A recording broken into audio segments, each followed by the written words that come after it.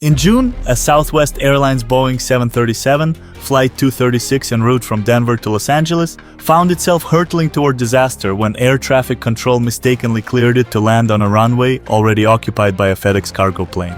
The two aircraft, one carrying 174 passengers and the other transporting 25 tons of freight, came within 200 feet of each other before automated collision systems forced the Southwest jet into a steep climb.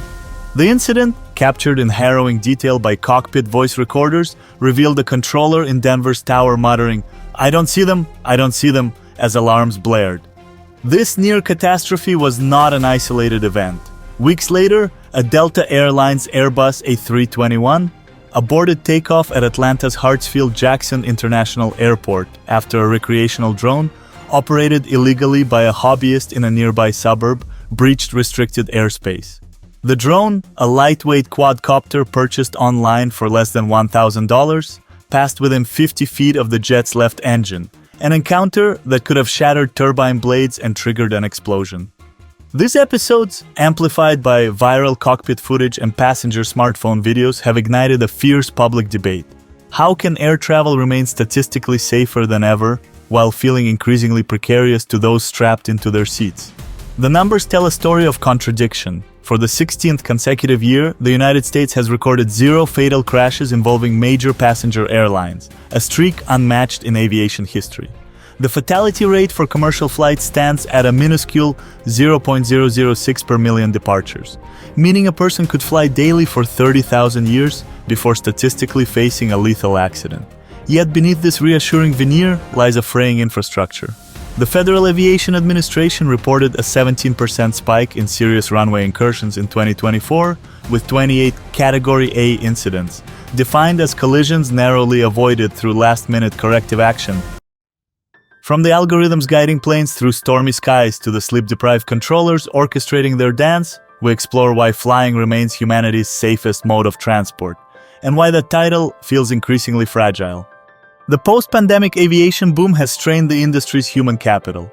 In 2025, major U.S. carriers employ over 70,000 pilots, a figure that masks a troubling trend, a hollowing out of mid-career aviators. The mandatory retirement age of 65, coupled with a wave of early retirements during the COVID-19 downturn, has left regional airlines particularly vulnerable. Captain Emily Torres, a 29-year-old first officer with a regional carrier, exemplifies this shift. Hired in 2023 with 1,500 flight hours, the regulatory minimum, she now commands 80-seat jets on routes spanning the Midwest. "My training was 90 hours in a simulator," she admits. "I've never experienced real engine failure, only pretend ones." When a Frontier Airlines crew misheard an altitude instruction while descending into Orlando International Airport, the Airbus A320neo descended to 10,000 feet instead of the assigned 11,000. Placing it on a collision course with a private Cessna Citation. Only a cockpit warning system and the Cessna pilot's split-second dive averted disaster. The strain is equally acute in control towers. John Mercer, a 22-year veteran at Chicago O'Hare, describes an untenable workload. "We're handling 70% more traffic than in 2019, with 20% fewer controllers. The tech helps, but when the screens flicker during a thunderstorm, we're back to basics, paper strips and gut instinct." In 2024, the National Air Traffic Controllers Association reported that 20% of controllers made fatigue-related errors, up from 8% in 2020. The Federal Aviation Administration's response, a well-intentioned but flawed fatigue risk management system, relies on predictive algorithms to schedule rest periods. Critics argue it fails to address root causes: stagnant wages, aging facilities, and a training pipeline that graduates only 800 new controllers annually against a need for 2,000.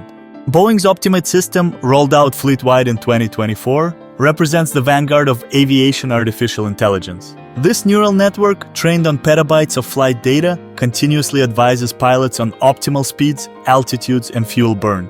Yet, its deployment has sparked controversy.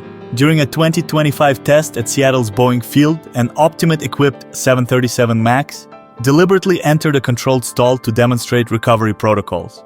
While the plane landed safely, the maneuver, unthinkable with human pilots at the helm, raised ethical questions. "We're teaching AI to break rules that keep humans safe," argues Captain Raj Patel, a former test pilot. At Austin Bergstrom International Airport, NASA's experimental Sky Sentinel system offers a glimpse of aviation's future. This artificial intelligence platform ingests data from radar, satellites, and aircraft transponders to predict conflicts 30 seconds before human controllers spot them. In a July 2025 trial, Sky Sentinel averted a potential collision between a landing Southwest jet and a taxiing cargo plane, an event controllers later admitted they hadn't noticed. Yet the system has limits. During a simulated cyber attack, hackers spoofed radar signals, tricking Sky Sentinel into rerouting 12 flights into non-existent storms. The breach exposed a fundamental truth: AI's brilliance is matched only by its brittleness. 2025 has seen a 60% increase in severe clear air turbulence, CAT, compared to 2020, a phenomenon linked to climate change-driven wind shear. A Lufthansa Airbus A350 en route from Frankfurt to Newark encountered CAT so violent that unsecured luggage tore through overhead bins, injuring 14 passengers. It felt like the plane was dropped from a skyscraper, recalls passenger Michaela Green. The seatbelt sign was on, but people who'd just gotten up to use the lavatory, they became projectiles. Meteorologists now collaborate with airlines on turbulence prediction models, but accuracy remains elusive. We're essentially forecasting earthquakes in the sky, admits Dr. Alicia Wu of the National Center for Atmospheric Research. In Phoenix, where summer temperatures regularly hit 120 degrees Fahrenheit, the physics of flight are changing. American Airlines canceled 37 flights after tarmac temperatures exceeded the operational limits of regional jets. The asphalt softens, creating drag during takeoff, explains aerospace engineer Diego Martinez, and hotter air provides less lift, forcing weight restrictions. Carriers are adapting with mixed success. Alaska Airlines now paints its planes with solar reflective coatings, while United invests in engine cooling systems. But for airports in the Gulf Coast and Southwest, climate adaptation costs could exceed $6 billion by the drone epidemic.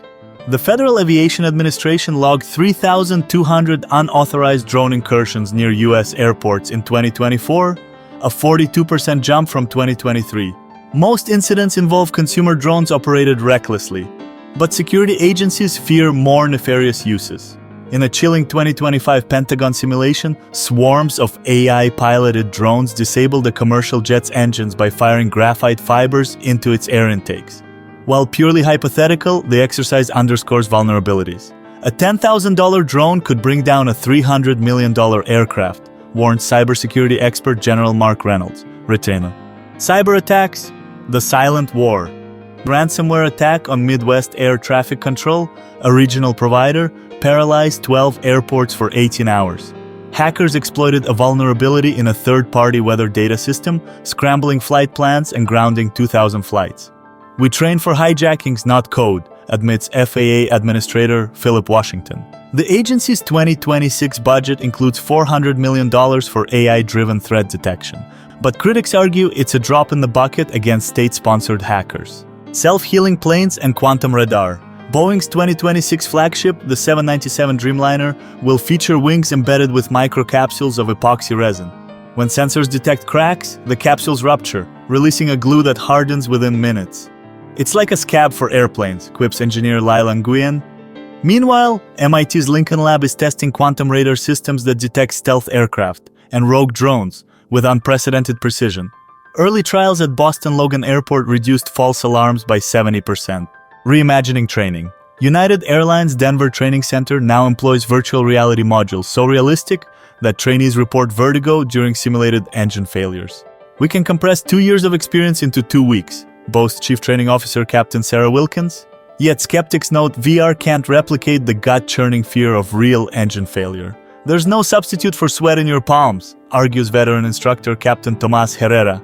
As 2025 is only just starting, the aviation industry stands at a precipice. The same technologies propelling its safety record, AI, advanced materials, big data, also introduce novel risks. A single line of flawed code or an overheated battery could cascade into catastrophe. Passengers, for their part, remain torn. I check the safety rating of every plane now, admits frequent flyer David Chen, but what choice do I have? Driving cross-country isn't safer. For aviation professionals, the path forward demands balance. Automation is a tool, not a crutch, insists NTSB Chair Jennifer Homendy.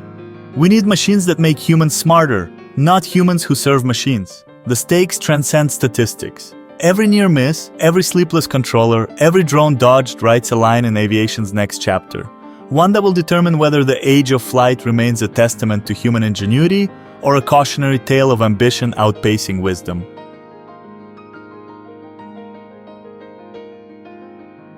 Life's